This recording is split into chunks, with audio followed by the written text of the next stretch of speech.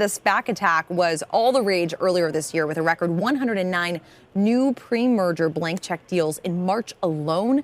But with 4 days left in April, we've only seen about 10 SPAC deals this month, perhaps as a result of tightening SEC regulations and cooling investor interest for speculative assets overall. So is the SPAC spigot drying up? It clearly looks like it from that chart right there. But let's ask Mark, who just launched a SPAC ETF of his own at the start of this year. Are you still seeing, Mark, the same amount of interest as you did, when you first launched?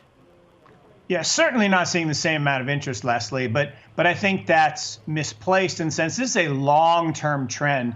The SPAC merger, we believe, will become the preferred method for high-growth innovative companies, or what we call the companies of the future, to go public. That trend isn't going to go back in the bottle. Yes, first quarter is always a big quarter for new IPOs and new issuance. Not surprising that we would see a pullback. And then there was this rumors of the clampdown on the way you treat warrants, spooking some people. So I do think it's normal and natural to have a little lull after the just very frenetic pace of Q1.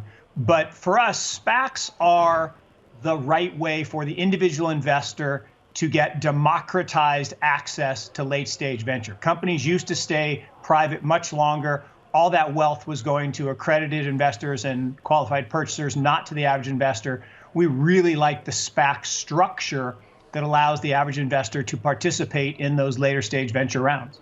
Steve, I hear you have some strong feelings about SPACs right now. Care to elaborate?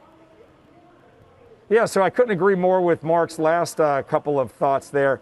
This is the first time the average investor gets to get in where the institutional or the inside investors get in. So around that $10 price range. Look at the IPO market, Leslie.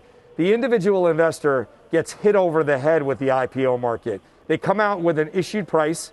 On the day it starts trading, it always opens up 20, 30, 40, 50% higher. The individual investor buys into that elevated price. And then what happens on that first day? It'll reach the highs, comes in, it's still above the issuance price. The retail investor is underwater. All the insiders have a huge profitable day.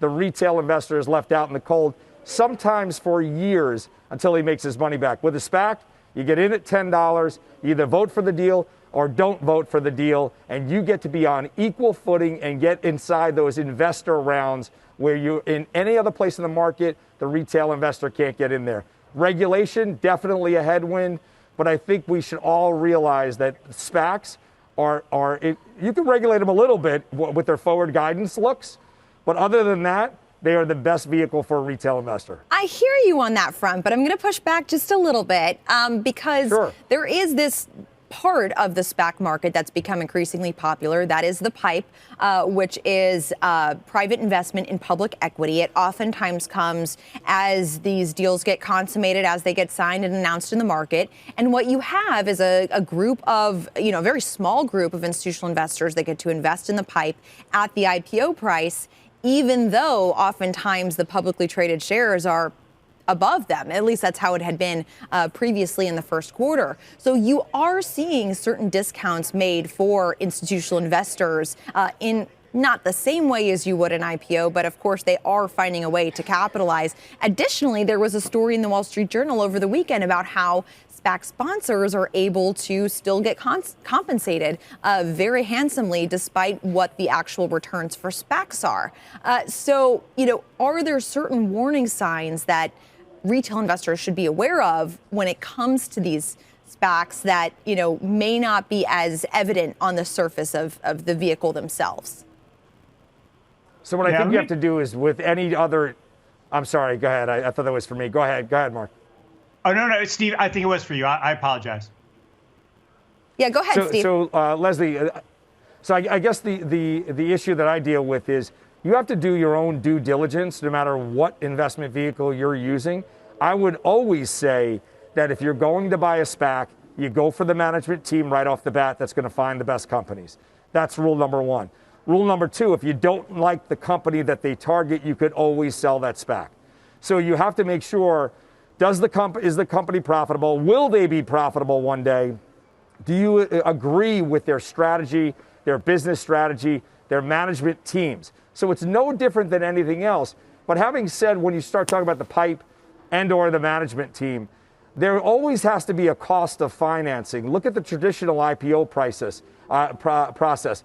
Those are magnified 10x, 20x, 30x as far as the fee structure that we're talking about now.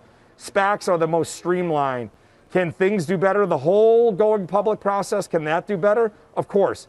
But SPACs has streamlined it the most efficient way in this whole process of going public. Mark, did you want to add anything there? Yeah, I just wanted to push back on the pushback in that the fact that a pipe investor gets a good deal doesn't take the good deal away from the initial investor. Steve said, the great thing about a SPAC is you get to, as an individual investor, participate for the first time in the IPO price rather than this inflated price of the traditional IPO, where if you're not a fat cat client of the underwriter, you don't get IPO shares.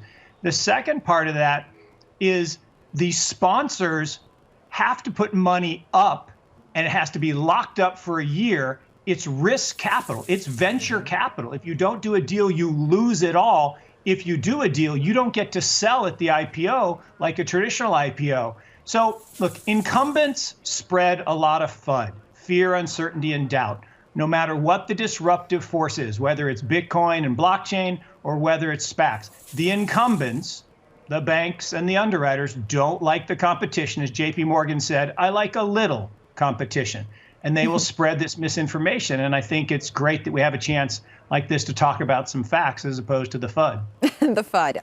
Tom, what do you say? Are SPACs the kind of vehicle that investors should pursue through an ETF? Should they be buying the individual shares and or warrants when these vehicles do go public at the $10 price? Well, first of all, Leslie, coming back on what Mark was saying in the FUD, I wrote that down. We need more education for retail investors for sure. And people have to understand SPACs aren't an asset class. They're a form of liquidity. So a lot of people are getting caught up in the hype. Yes, there's a way of diversifying with ETFs, and Mark's crew does a great job talking about active management. That's what they're all about. So they're going through not only who's bringing that SPAC to market, what they've done in the past, but also pre-pipe and post-pipe opportunities. So they're digging in a little bit deeper to the constituents that are in that ETF.